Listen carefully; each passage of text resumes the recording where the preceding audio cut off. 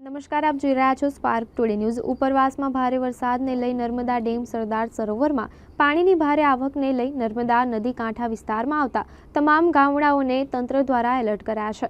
વડોદરાના સિનોર કરજણ તાલુકામાંથી પસાર થતી નર્મદા નદીના કિનારાના 23 ગામોને તંત્ર દ્વારા એલર્ટ કરાયા। શિનોરના તાલુકાના 11 ગામો જ્યારે કરજણ તાલુકાના 13 ગામોને એલર્ટ કરાયા છે। નર્મદા ડેમમાંથી 3.20 લાખ ક્યુસેક પાણી નર્મદા નદીમાં છોડવાને લઈ નર્મદા નદી કાંઠા વિસ્તારમાં આવતા ગામડાઓને એલર્ટ કરાયા છે। નદીના પટમાં ન જવા તંત્રએ લોકોને અપીલ કરી છે। સાથે જ વડોદરાના શિનોર કરજણ તાલુકાના મામલતદાર મુકેશ શાહ સહિત વહીવટી તંત્ર કામે લાગ્યું છે।